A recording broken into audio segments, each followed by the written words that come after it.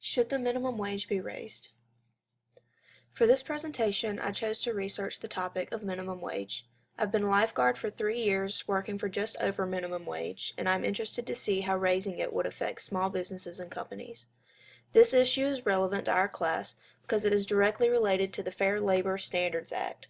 The act is administered by the Employment Standards Administration's Wage and Hour Division within the U.S. Department of Labor. The Fair Labor Standards Act establishes minimum wage, overtime pay, record keeping, and youth employment standards affecting full-time and part-time workers in the private sector and in federal, state, and local governments. This presentation will be focused on the minimum wage and the effect that raising it will have on small businesses and companies. This topic is interesting to research because the federal minimum wage has been steadily increasing since its implementation in 1938, as you can see from the bottom line of the graph. The top line of this graph is what the minimum wage rate would be worth in 2013. When the federal minimum wage first became law, it was 25 cents.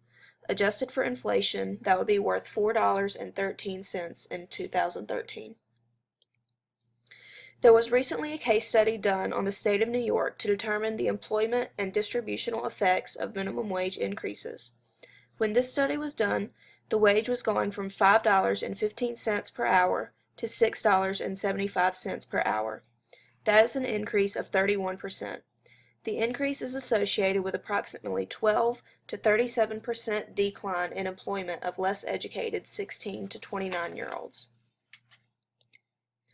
Seattle, Washington has been in the news recently for their minimum wage laws. They currently have the highest minimum wage in the country. Their law states a $15 per hour minimum wage. This will no doubt put franchises at a disadvantage and cause harm to the company. There's also a company in Seattle that will raise the minimum wage to give employees a $70,000 a year paycheck. This means that the CEO will be taking a pay cut to make these raises possible. The focus of my research was on raising the minimum wage. Once again, I chose this topic because I have worked for minimum wage and I thought it would be interesting to see the effects of raising it.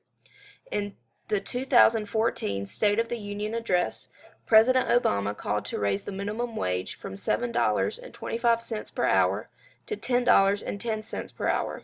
Since this speech, 13 states and Washington, D.C. have passed laws to raise the minimum wage. Many people agree to raising the minimum wage. However, this is because they focus their attention on the employees who keep their jobs. They fail to recognize that with the increase in wages, some people will have to lose their jobs. Several studies have collected data from many countries that found that minimum wage laws can reduce employment. Raising the minimum wage will help many families get out of poverty, but this will also make some low-skilled workers lose their jobs or have significant hours cut and make them and their families move into poverty. Raising the minimum wage will also cause a negative ripple effect. With a wage increase, many businesses turn to more automated ways of production and service. This will create jobs for more skilled workers, but it will result in a more significant cut to jobs for low-skilled workers.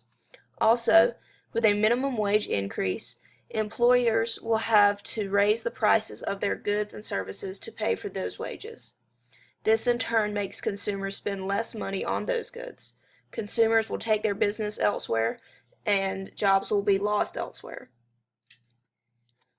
Overall, my research has shown me that raising the minimum wage is not what should be done. In order to help the economy grow, free markets should be expanded.